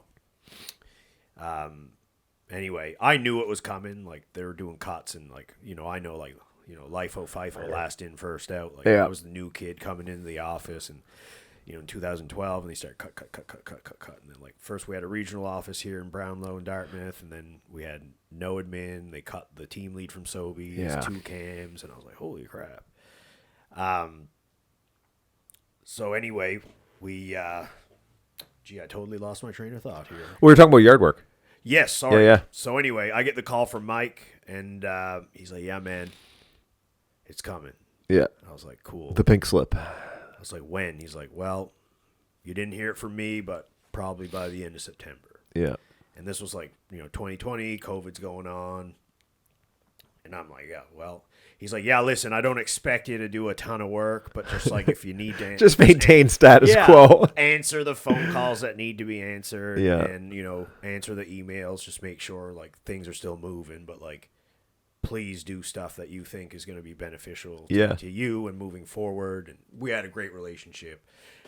Still talk to him. He come down for, I think it was his anniversary. Went for dinner just this past summer. Okay. But anyway, I was like, man, what? You know, I'm used to being busy, and I was the Atlantic District guy, so I was like, usually out working with reps in the stores. Yeah. You know, consumer goods, like you know all about it. I'd be in Nova Scotia. I'd be in New Brunswick. I had reps in Newfoundland. I had distributors. Like, we used the dairy conglomerates here. Yep. It used to be like, there used to be one dairy per, like, province, and then Saputo and Agripur kind of, you all right? Yeah. Just adjusting. I got big ears. They get squished. I got big dome piece here, so I get it.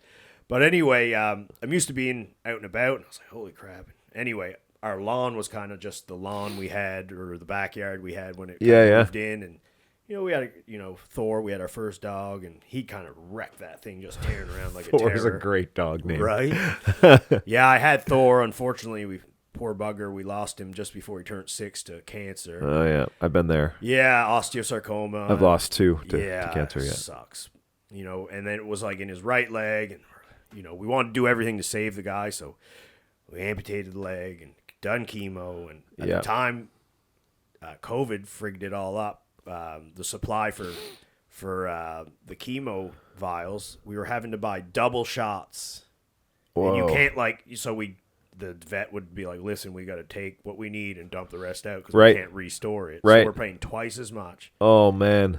I'm not saying I know not everybody can do this, and probably a lot of people wouldn't, but we spent $25,000 trying to save that dog. Holy smokes. I thought the $2,500 we spent on our mouse trap, Eddie, or a cat. Yeah. I thought the $2,500 we spent on the mouse trap was a bit of much. We were doing bi-weekly chemo treatments, and the double shots of chemo was what jacked it up, and like the amputation. Yeah, that would be expensive. Meds, yeah. And all that. And I felt terrible, man. But he didn't know. Yeah. He didn't care. No. I mean, it was kind of painful, I'm sure. Like, you could tell he was in pain, but like one day I knew, because I was having a hard time, like, did we do the right thing? Does he think we did this to him, like, maliciously? That's a horrible thought. I've been there too. Like, yeah, but then one day, my wife went to the washroom, and that was his person. Like, yeah, and he was like, oh, it was just shortly after the operation, and he was like, he decided, I know this. He's like, I just got to go find Mom. Yeah, he just got up, 3 legs, boom, boom, boom, boom, push the door of the washroom open. And anyway, I was like, okay, so, and you could tell. And we had a great, 6-8 months with him. He was tearing around. We even brought him to, on the eastern shore, there's a Taylorhead Park. Oh, yeah. I've hiked there. Yeah, 4K, 3 legs, savage. My first date with my wife was at Taylorhead Park. First hiking date. That's cool. Yeah, cool spot. But anyway, I redid the whole backyard. I got off on a tangent. Sorry if I'm bringing. No, that's okay. I was going to tell you something about dogs too. I was going to. Go ahead. I was just going to say. I think it was Jordan Peterson who said this. Love Jordan Peterson. One day in a dog's life is equal to 7 days of our life. Did I say that right? I think I remember I remember him saying it. So they treat every day as if it's their last, right? Because it's a week. So them, it's a week. So that's why they come at man's best friend or whatever, right? They're constantly here to serve, here to please, just in a good mood, super excited to see you. Like they just have. It's almost like subconsciously they know their life is short. I was going to ask. So live every minute. Yeah, subconsciously, it's ingrained in them genetically that every day live to the fullest because you only have a shorter lifespan. Yeah. Than other species, right? Interesting to think about. I don't know if it's true, but I was like, that's kind of an interesting way to think about it. Is like they're giving it 110% every single day because every single day to them is the same as a week for us. So in a week, I mean, screw it, we can have some downtime, right? We can have a shitty day. You can mope around and whatever, right? That's how we would make it to 100. Yeah, exactly, right? But for them, it's like all in all the time. Yeah, man. Well, when we lost Thor, I got Thor. He's a giant schnauzer. He passed, and then we got. But when he was a pup, so we got Loki. He's a wire-haired pointer griffon. Yeah. So when Thor went, our breeder was super involved, and I would have rescued all the dogs if I could, but my wife's allergic to fur, so we had to get non-shedding, allergenic. Anyway, Thor went. A few weeks later, my breeder gives us a call and was like, "Hey, how you doing?" I was like, "Good as you can." Yeah. You know, it's pretty fresh, and she's like, "Yeah, I figured," but. So I got this other dog named Lucifer. Wicked name. Right?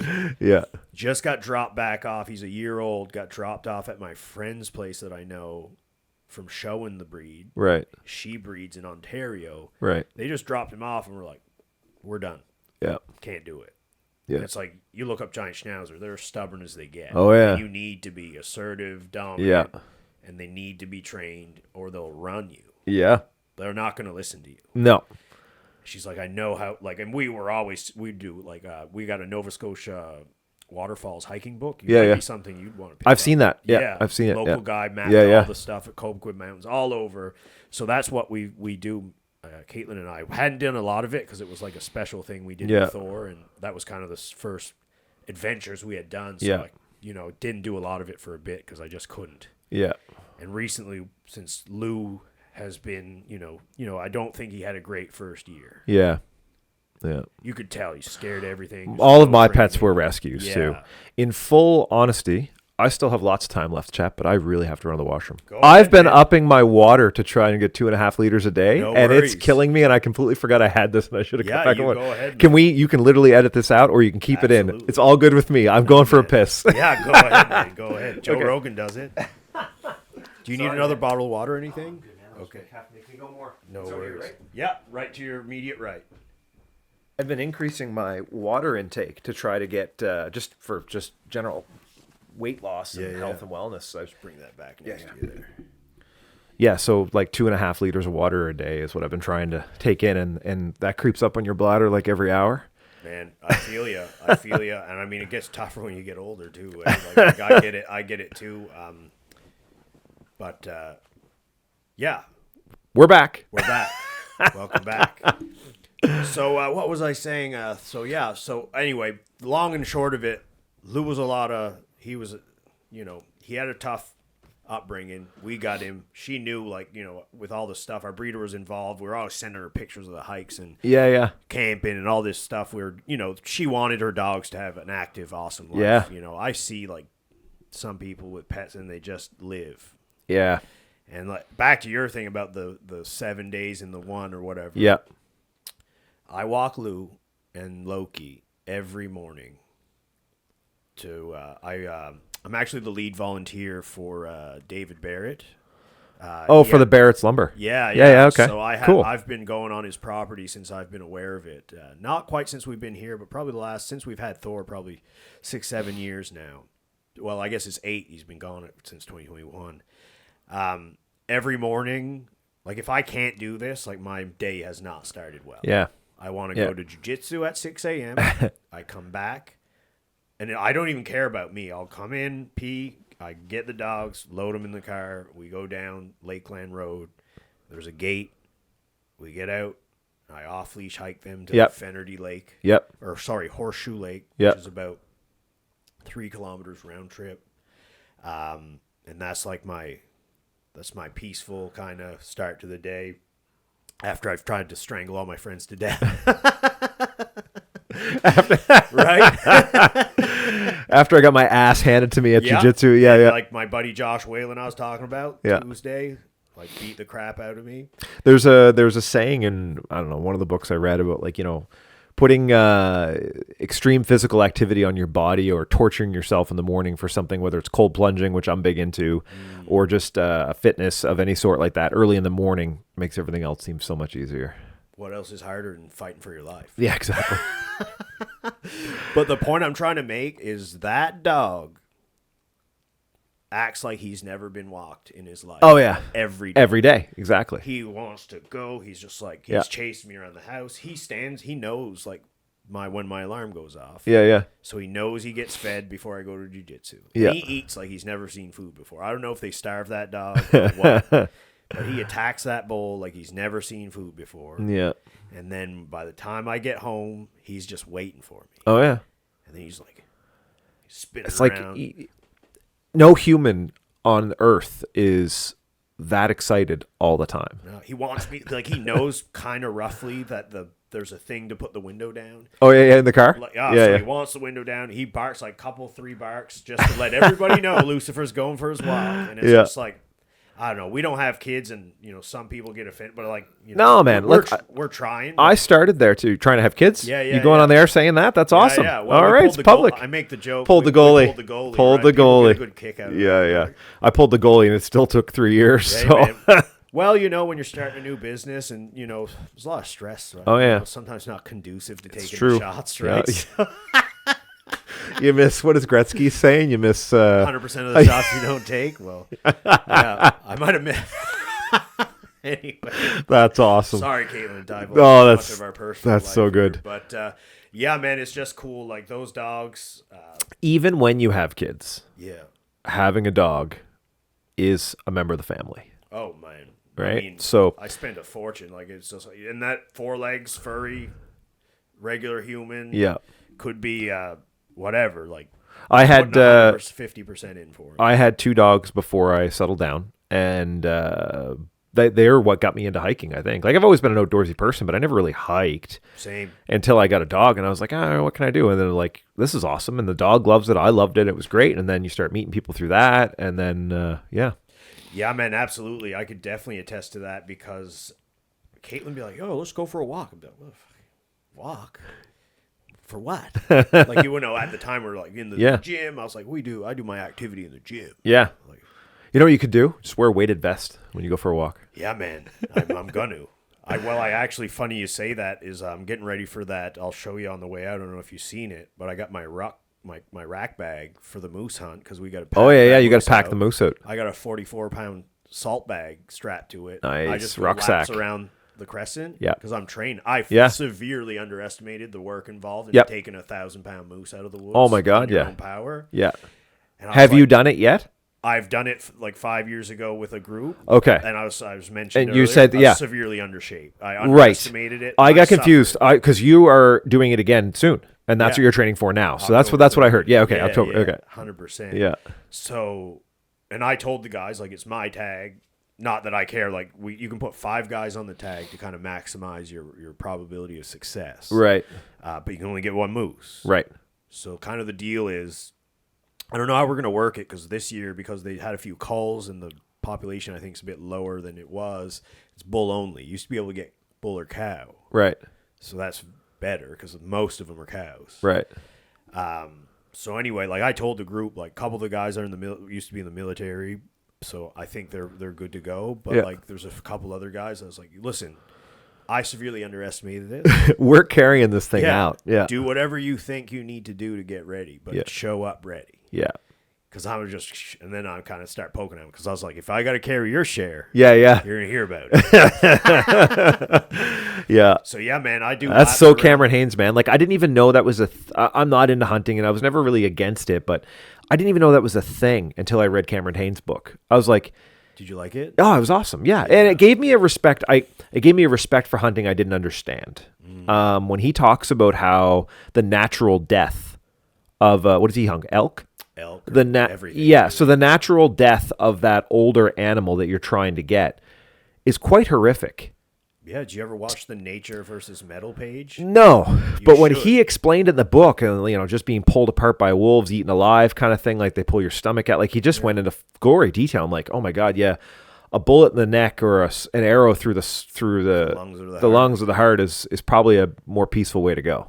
Definitely, right? Man. And then the meat's being used and all that. So I always understood that side of it. But anyway, yeah, I'm a vegetarian. Are you? Yeah, I'm a vegetarian, but it's not like I'm not vegan and I'm not completely against, all that stuff. But strictly vegetables? Do you do any eggs or fish? Yeah, I do. So that would be the difference. So yes, vegetarian, eggs, no fish though. That's still a meat. So okay. Yeah, I think that's the religious one is that they say because it doesn't have a soul or something like that, or a face or something. I don't know enough about it, but I've heard some people be like, vegetarians eat fish, and I'm like, it's still a meat, right? It was just a choice I made, just for health, just to eat more vegetables. I still eat eggs and stuff. I gotta eat more veg. My weakness is cheese, man, and I overdo it. Yeah, I love cheese. Cheese and crackers, my go-to. Yeah, late night snack with that.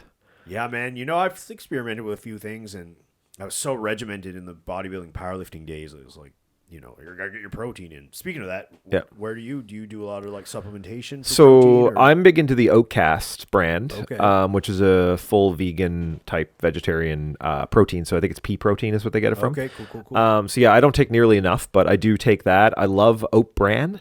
Okay. Yeah. With like berries and muesli cereal. It's like just nuts and stuff. I put that in a mason jar with almond milk the night before, and I'll have that for like lunch the next day. Right? Does it make it nice and soft? Yeah, and creamy. Yeah, and you throw some blueberries in, and I'll put a scoop of protein in it. Don't even just kind of shake it up, and that'll be a lunch the next day. Man, I'm gonna steal that. Yeah, it's good. Where do you get it? Costco or? No, Costco's good, but I usually just like the health food aisles at like Sobeys. Okay. They usually have some pretty legit. I think it's pronounced muesli. Okay. I call it muesli in my own home just because the kids think it's funny. But absolutely. Muesli, and it's meant to just be a cereal. But when you look at the ingredients, it's just all like nuts and fibers and healthy shit. It's fantastic. There's no junk in it, right? Yeah, I've been very much. I mean, I've been very conscious in trying to eat better, but I'm also like my little treat. I don't know, call it because my grandfather, he's not with us anymore, but he was like a huge McDonald's guy. So just have it like, any excuse for him. He was type 2 diabetic, but he always like ate on point. So they did, Nan and Gramp did go to church. After every church session, he'd go get breakfast at McDonald's. So that's a family tradition of breakfast. Yeah. And we used to get him like the McDonald's coupon dollars or whatever. He was rich in McDonald's money. Oh, that's awesome. He's probably like, I don't know if Nan, he probably used them all, to be honest. He probably doesn't have any left, but Nan's still around. But I don't know if it's because it reminds me of him or whatever, but like, I'm just a sucker for a Big Mac. Are you a Tim Ferriss fan? Yeah, I do follow some of his stuff for sure. You ever read his book, The 4-Hour Body? I need to. Okay. So in that, he talks about a cheat day. So if you can be regimented 6 days of the week, hardcore regimented 6 days a week, that seventh day could be your McDonald's day, and you can still get away with it, right? Yeah. Because the rest of it, he said, I forget how he worded it, but basically it just goes right through you anyway, and it helps speed things up and kicks your system back into something. I don't know the logistics of it or how it worked, but I remember reading, I was like, okay, that kind of makes sense, right? I read a lot of good stuff, and I'm like, oh, yeah, that's cool. I'm going to try that. That makes sense. And then when I try to explain it to people later, I'm like, you got to read the way he wrote it because it made sense when I read it. Yeah, 100%. I'll definitely look into it. I guess the kind of what I'm getting to is like I found with jiu-jitsu, and I'm trying to do more running. Yeah. I think I've been under eating and I've been under hydrating. Yep. Some days I'd show up. Hydration's huge. Yeah, and I didn't even know, like, not that I didn't know. I wasn't taking, stock of it. Because I don't know if you're like this, but sometimes I get so busy, I forget. I don't forget to eat? Yeah. Yeah. Caitlin's like, how do you forget to eat? Because she's like, has to eat. And usually, I don't know if it's from the bodybuilding and being able to restrict like that urge to, because like, okay, well, I already had breakfast and like the next meal's supposed to be at this time and then lunch and But now if I'm in a groove and I just got a full calendar, I'm like, that's where intermittent fasting comes in. Have you ever done that? Yeah, I kind of inherently do it just like out of like by design. Like sometimes it's lunchtime, 1 o'clock before I think about eating. I was doing for a long time. I was doing 8 p.m. to 2 p.m. Yeah. Nothing but like I don't drink coffee, but you would drink black coffee or water. So nothing. I would do water or just like green tea or black tea. For that time period, it's 16 hours, something like that. 16 to 18 hours. And then you still have that 6-hour window of eating. Right. And as long as you can eat as much as you want, as long as it's good stuff, good healthy stuff. And the pounds would just shed off you. And during that morning time from like 10 to, you get hungry around 1. But from 9 to 1, I wasn't hungry. And your mind is like fully alert. You have this whole new sense of awareness. It is awesome. Yes. I've fallen off the wagon to it just because of the amount of exercise I'm doing now. I find I need a little breakfast, whether it's protein shake or something like that. I try to have, protein egg or something like that in the morning. Yeah, the problem with me lately is I had to kind of readjust some of that too, because I very much like, just by habit, I kind of started, it was like, I'll just have coffee, walk the dogs. Yeah. Then by the time I sit down, check a couple of emails or get ready for my day, spin around a couple times at lunchtime. Yeah. There's not enough hours in the day. Yeah. And then I was like, well, now Tuesdays I do run club. Then Wednesday I do run club. Yeah. And like, I can't run on full stomach. Rock, so I got to eat something. If I'm going to eat before my 6 p.m. run club, I got to eat at like 3:30. Yeah. Yeah. Otherwise, there's just like knot in here. It's just like it's like, not good. Yeah. Yeah, it just feels terrible. And anyway, I was running leisurely trail runs, with my buddy. Like he's like going, just like seems no problem, and I'm just like first like couple kilometers, I'm just like, man, am I gonna have to stop? Yeah. Like, I just didn't have the energy. Did you say your longest run was 15K so far? 15. Okay. When was the last time you did a 5 or a 10? Well, usually my go-to is I do a 10 loop. So yesterday we did just 10's pretty comfortable for 8. you, right? Oh yeah, I can do 10s all day. So what I was going to ask you to do, try this next time. So go do your 10K and then go a couple days later and go out and do 16 to 18K, but do it at half the speed you normally would. Like, I mean, half the speed. You want to be running so slow you're making fun of yourself. You're thinking to yourself, this is just dumb, Jeff. Why am I doing this? Try it. You know what? I will. And that's the friggin' hard. Because the next time you head out you only have time for a 6 or an 8, you're going to put the hammer down. You're going to be flying. Really? Because you're going to, in your back of your mind, you'll be like, that 16 was long. It took a long time. And man, that was slow. It was laughable slow. Yeah, I had this old buddy that when I first got, he decided he was a powerlifter. He's one of the guys I first started working out with back in like the health club days. Yeah. And then we both slid out of that, like, well, being the strongest guy maybe isn't just like the only thing to life here. So, yeah. He got into running, and I was like, oh shit, I can probably do that too. And so we were Garmin buddies, and yeah, he'd be like, yeah, Garmin buddies. As I look at mine, yeah, right. And anyway, he's like, your pace isn't really improving. I was like, well, Jeff, I'm just focused on just getting some distance. Like I'm not even a good runner. Yeah. I'm not even a runner. Like, I still say that kind of today, but I am more so now. And he was so hyper focused on the pace. Yeah. It kind of like, and that's the marathon mindset. There's a lot of competitive marathon runners out there that are focused on split times and pace and all that. And that's great. And those guys would crush me in a race. I like the long stuff. The long hauls, right? When you're doing that, packing that moose out of the woods, that's when that shit pays off. 100%. Right? When you can go out for a long 16 to 20 kilometer run and you're slow, right? But you feel good afterwards. You're not hurting because you didn't overdo it. That's going to show up when you're out there packing that moose out. And man, speaking back to Cam Haines, and I know it's almost 12 and I have an appointment I got to get to too. I don't mean to cut. We can always do it's a all part good. two. Yeah. But I always, one thing with Cam, it's like I don't know if you find this, like for Joe and Cam Hanes and these people I listen to, like you almost feel like you know them. Yeah. So then sometimes you feel like, what are you saying that for? Like you kind of get annoyed, or like Cam Hanes be like, he'd always hammer the point. He's like, well, I want to be the best that I can be for the animal. Yeah. Like that's why I kill myself to do these ultras and these races. It's like, it's to be the best in the mountains that I can be. Yeah. So it's like a fair chase. Yeah. It's nuts. He completely changed the outlook on what hunting is. Yeah, because usually you see a guy, a big gut in a tree stand, and a beer in his hand. It's a beer sport, right? They all go to camp. A lot of people view it that way. That's not what I'm saying. I'm saying it is typically viewed to the general public as a beer sport, going to the hunting camp, drinking with the boys, playing cards. Maybe we killed a moose. Cam turned it into an Olympic sport. 100%. Like he treats it like an Olympic sport. He trains for it like an assassin. That's what I'm doing. And I told the guys, like, and to your point, some of the guys, like, we'll bring some beer. I was like, honestly, guys, it's going to be a lot of work. You guys can do whatever you want and pack whatever you want up the mountain. Yeah. But, like, you're not going to feel good the next day when we got to put 10, 15K on to find this thing. Yeah. And your buddy, I don't know your buddies, but have they put 10 to 15K in the woods before?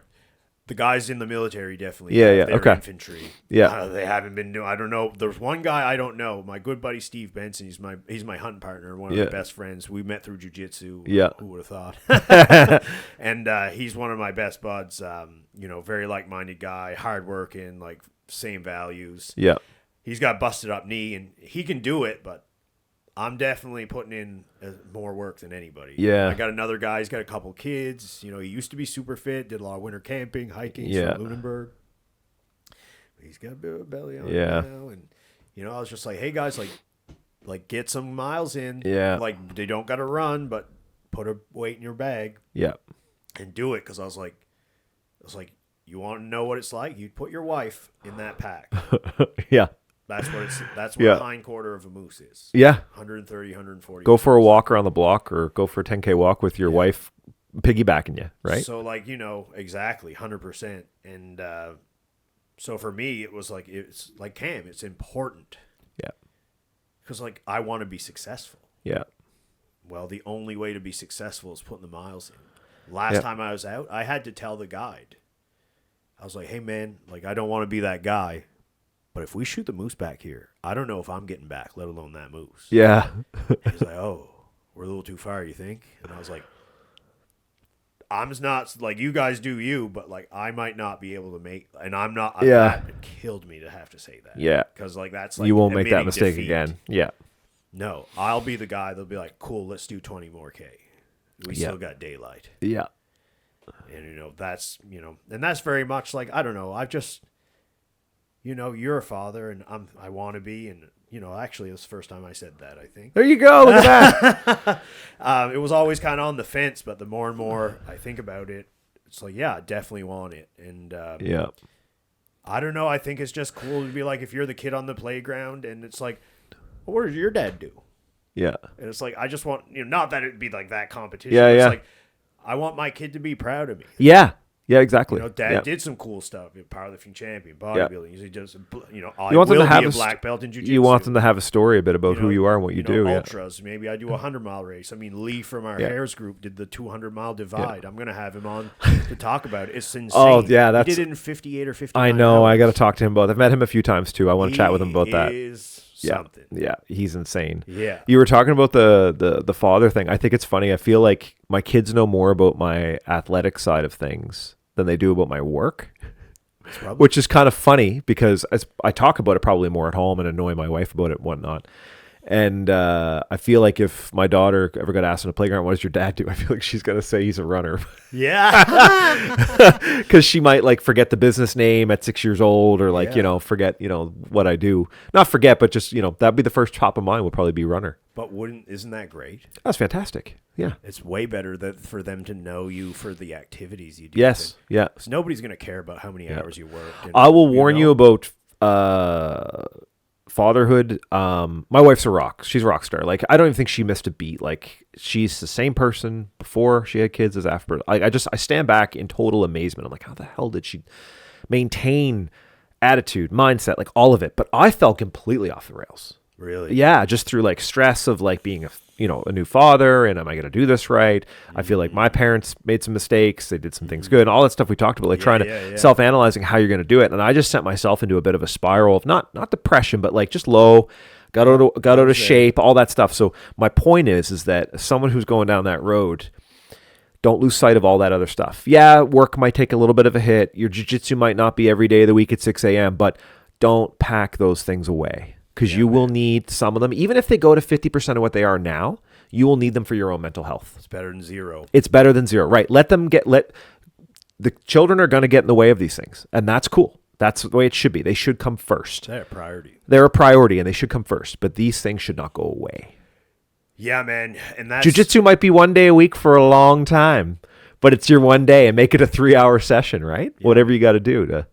Well, it's funny you say that because I had the conversation, like, because, like, I got this my wife's one of the, wait till you have kids, you won't be, and she had kids and just went, yeah. And she used to be like a good looking chick. And it's like, well, listen, I'm not you. Yeah. And like, I'm not crazy, but I'm not you. Yeah, exactly. And I told Caitlin, I was like, it's important that we still maintain ourselves. My wife lead is... by example, I think she weighs less than she did before she had kids. That's amazing. Yeah, and I tease her. It's just from sitting on the couch and eating potato chips. The kids drive her hard, right? So she doesn't have much time for physical activity, and the fact that she's still ripped and in shape, it just kills me. I'm like, I fell completely off the wagon, and I'm trying to maintain, and but she, yeah. But that's probably a source of motivation too. Oh my God, yeah. She had your kids. Yeah. She carried them. She had them, and she still looks like this. Like, just a machine. What am I doing wrong, right? All I had was the stress of it all. Right. And I think as men, we put a lot of our own stress on ourselves. We do, yeah. Like, I'm very competitive, and like my wife told me all the time, like sometimes she's laying down. I remember she's laying down, and we went out for like dinner with my parents, and I don't know, we were getting on politics and all the crap going on, and I was just like spouting off. And she's like, hey, man, we were just laying down. She's just smiling, looking at me on the pillow across the bed. She's like, hey, you got to relax. We need you around for a few more years. You can't be redlining off the limiter like redlining all the time. Yeah. Like, yeah. I was like, tell me something I don't know. Yeah. Like, you know what, man? Here. The other thing, too, is lack of sleep. Yeah. It plays on your relationship. It plays on your ability to handle situations. The lack of sleep, like I said to my wife when we put our first daughter in the car seat, and the IWK makes sure that they're in the car seat okay, and then they kind of wave goodbye, and you go down to your car, you get on the elevator, and you get in your car, and it's a very surreal moment. Like, you're leaving this full support system with this infant that fits in your hands, and you're, take all the beautiful parenting stuff out of it for a minute. I'm thinking from the, I was like, where's the manual? Where's the support here? Like, what am I supposed to do? And my wife, Google. Yeah. My wife Vicky, she's like fully. I'm like, she's got this down. Like, so I'm just looking at her. I'm like, she doesn't look concerned, but I'm concerned. Like, can we stay one more night? You sure we can't stay here one more night? No. You're good to go. You're discharged. And I'm like, I don't want to be discharged. I got more questions. I need more. I need the 17 nurses that are coming by every hour to check on us. Like, It just blows my mind that they just send you on your way and that you're just meant to figure it out. And you do. Imagine being our parents. There wasn't an internet. Yeah, exactly. There was no nurse support line that you call when you're... called probably your mom or your sister or whoever you knew had kids. It's like, did this happen to you guys? Yeah. It's like, nope. Yeah. Or yep. And who knows if they handled it the right way. Yeah, exactly. So that's crazy, man. But listen, I know you got to get going. Yeah, for sure. We touched on a lot of cool stuff. We did, know there's a lot more we could do. Yeah, so, for sure. Really be happy to have you on again, down the road. Yeah, that'd be awesome. Maybe in the new year. I appreciate this. Yeah, I think it's important, we're going to go for a run together. I was just going to take the words right out of my mouth. I'd love that. Yeah, we should definitely schedule that in, block it in our calendar. There you go. Yeah. Maybe we can make it a regular occurrence. And, man, me and I was talking to my buddy, maybe you want to do it with us. Yeah. Keeping an eye, and my buddy from Jiu-Jitsu want to do an ultra here. Absolutely. I've done 2. I've taken this year off, but I'm coming back next year with a vengeance. Well, next year's the plan, bro. Next year's with a vengeance. We got to get Ryan across Canada, and after he recovers from that, he said he wants to come. So I don't care where it is. Yeah. I don't care the distance. I'll be ready. Awesome. So let's do it. Let's do it, man. Wicked. All right. Well, thanks so much for coming out. Thanks for having me. And you have a great day. You too. Awesome. Thanks.